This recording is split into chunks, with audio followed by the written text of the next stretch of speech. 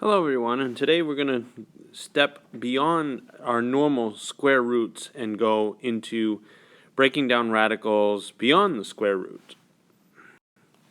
So first thing we're going to need to know is we're going to need to know how a radical works, or review how a radical works, as we have done this before with our regular square roots. So the first thing we need to know is the radicand. Now remember, the radicand is the number under the radical, so that would be that. The next thing you have to remember is the index of the radical. Now before, remember, this right here was always a 2 and when we dealt with regular square roots. But starting today, that's going to change. So this is actually going to appear as a different number, or actually show up, because if you remember from square roots, most of the time there was no number there because it was an understood, we knew it was automatically a 2. Then, remember, the number in front of the radical is called the coefficient of the radical. And again, whatever we kick out from the radicand, we multiply with the coefficient of the radical. Alright, now remember folks, when we did this the last time with regular square roots, first thing we did was we took 24 and we broke it down into its prime pieces. Now if you remember, 24 is 8 times 3. Or you can do 6 and 4, 12 and 2, however you saw it. And remember, we can break down 8 as 4 and 2 and 2 and 2. Okay? So that means 24 is really 2 times 2 times 2 times 3. So we put that back under the radical. Radical 2 times 2 times 2 times 3. And then we look for our perfect groups. Now remember, since the index of the radical I can't see, it was an automatic 2. So that means I look for my perfect pairs. So here's a pair. It's going to kick out of the radical. So it's going to leave me 2 on the outside. Radical. Now this is gone. Leaving whatever we left inside, we multiply back together. So 2 times 3 gives me 6. So my answer was 2 radical 6. Okay. Now, this time going beyond the square root, we're now seeing the index has changed. It's now a 3. Now remember, the index of the radical indicates to us what makes a perfect grouping. And in this case, because it's a 3, I need a perfect set of 3 in order to break down the radical. But we're going to still start the same way. 24, we're going to still break that down as however we did it before, which will be 2 times 2 times 2 times 3. Okay, so we're going to put that back under the radical, cube root, 2 times 2 times 2 times 3. But again, this time, because the index is a 3, I'm looking for a perfect set of 3. And in this case, right here, I've got 3 2's. So that is a perfect set that will kick out of the radical. So we're going to have 2 cube root, and whatever's left inside the radical, we do like we did before, which will be a 3. So again, notice the difference. In this example with the square root, we were dealing with sets of 2's because the index of the radical was a 2. And in this case, I had to deal with a 3, so I had to have sets of 3 to come out. And again, that's going to be the only major difference here. Alright, so let's take a look at this. Cube root of 48. So, first thing I'm going to do is let's shrink that because that's huge. Okay, so let's break down 48. So over here, let's do 48. So let's say 6 times 8, and again, you can use any multiple you want in order to see this. 6 breaks down as 2 and 3. 8, remember our shortcut with 8 is just 3 2's. If you remember that from our previous lessons. Because 8's 4 and 2, 4 breaks down as 2 and 2, so you'd just have 3 2's. Alright, so let's put this back under the radical. So cube root. 2 times 2 times 2 times 2 times 3. Okay, because I've got 4 2's and a 3. Okay, so now our next step is let's pull our perfect groups. All right, so I'm looking for sets of 3 because that's what the index says. So here we go, set of 3, that's going to come out. Again, doesn't look like I have anything else. So 2 cube root, and again, what's left inside the radical is 6. And there it is, right then and there.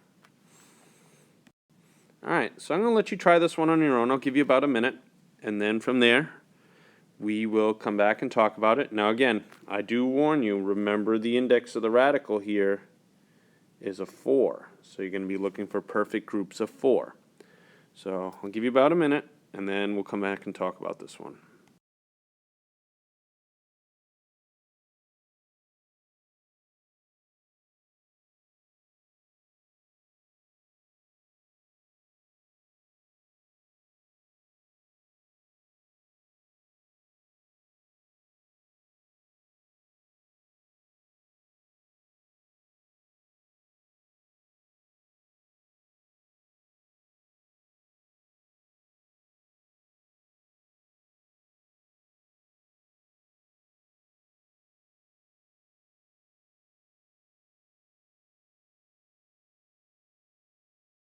Alright everybody, we're back.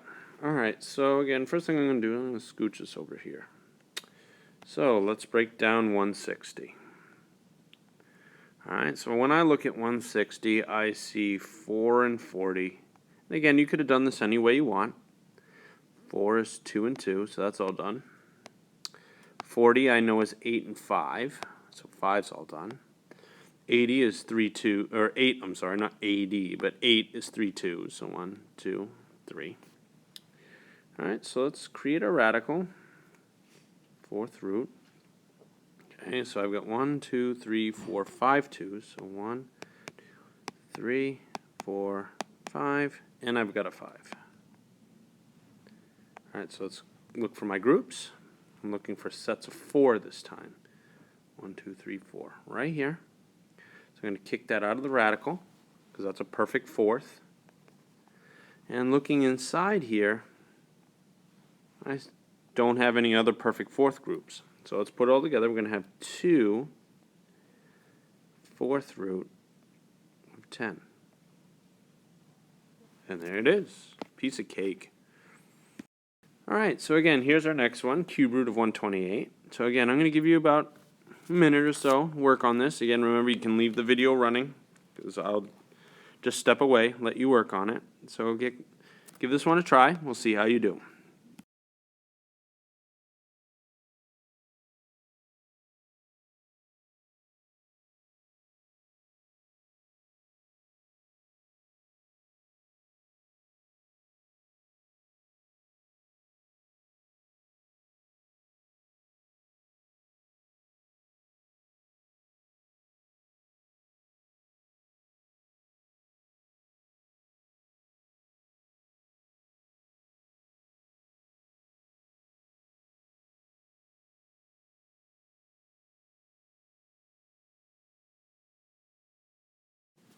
Alrighty, everybody, we're back.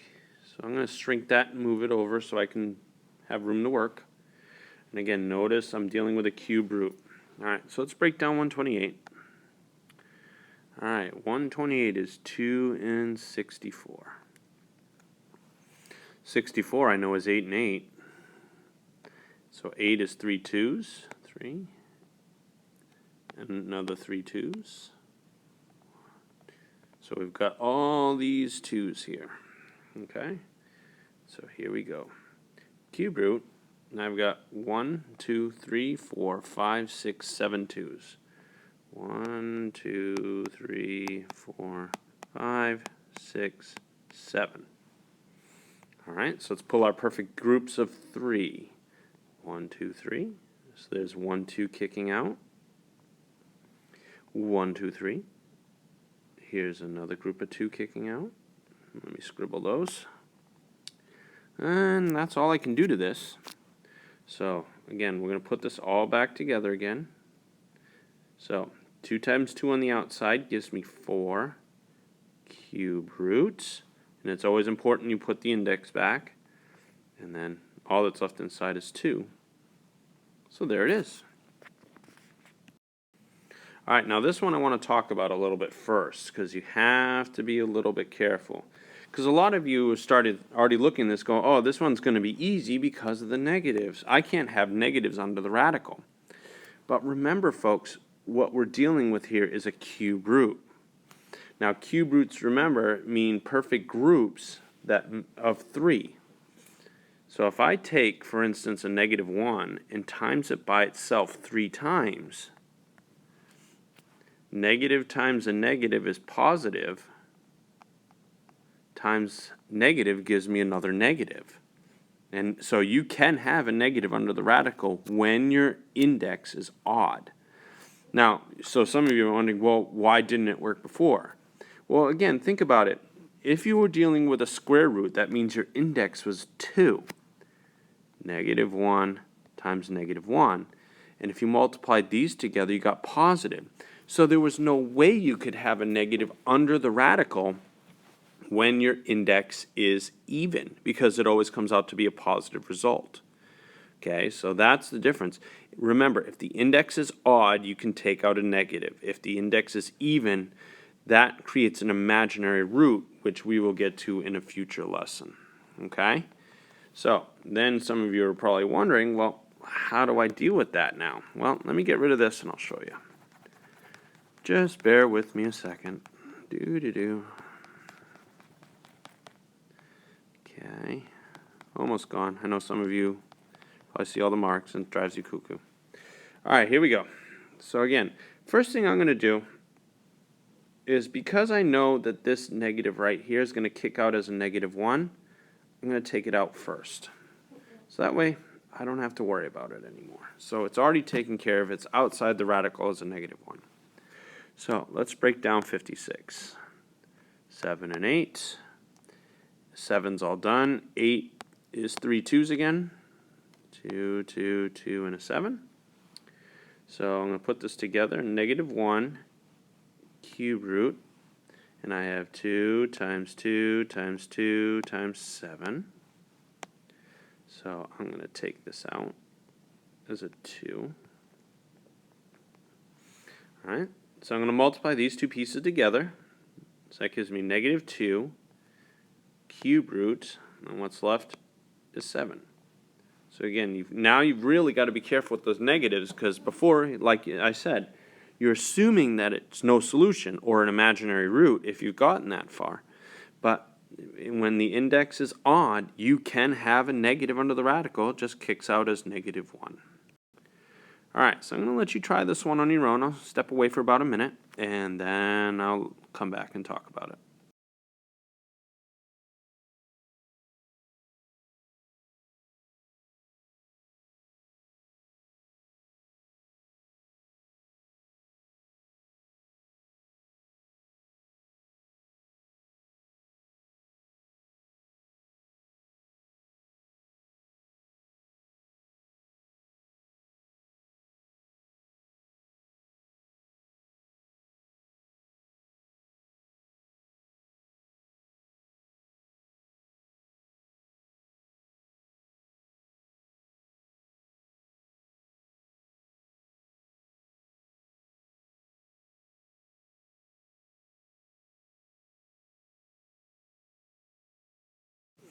All right, everybody, we're back. So again, first thing I notice, and again, is the index is 3. And I also see this negative. So again, I remember, since the index is an odd number, I can immediately kick this thing out as -1. So I can get rid of that. So it's like it's not even there. So it's like the negative's on the outside. So I'm going to shrink this. I'm going to scooch it off to the side for a minute, so give me some room to work. Okay, so I'm going to break down 108. Okay. So let's break down 108. So I know that 12 times 9 is 108. 9 is 3 and 3. 12, 2 and 6. 6 is 2 and 3. All right. So I'm going to deal with this. So the negative 1's on the outside of my radical. Cube root. Now again, I have 1, 2. I've got 2 2's. I got 1, 2, 3. I've got 3 3's. Okay. All right, so here we go. So I'm going to start getting my groups. I'm looking for sets of 3's. Well, ironically, it is a set of 3 here. So it's going to come out of the radical as a 3. And looking at what I have underneath, I can't do anything else. So let's put these together. So that's going to be negative 3 cube root. And times these together, you get 4. And you're done. All right, try this one. Step away for about a minute. I'll let you work on it, and then we'll talk about it.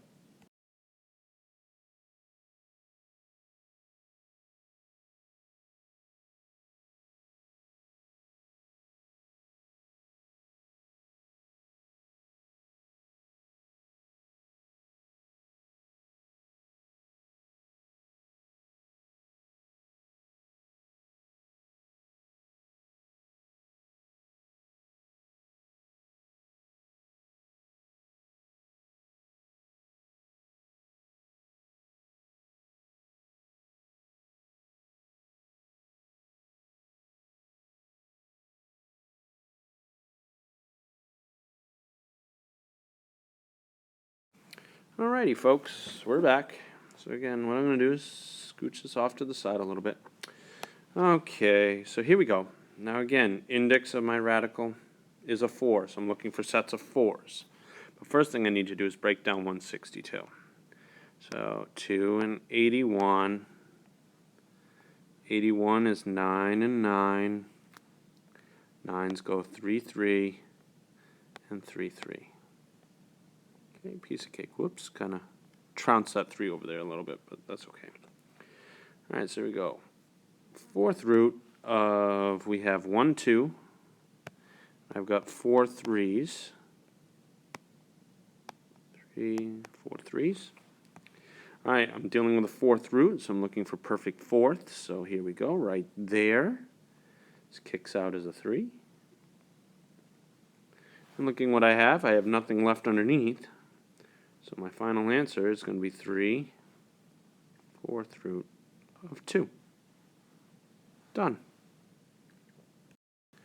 So again, this is the end of this lesson. So hopefully you learned something.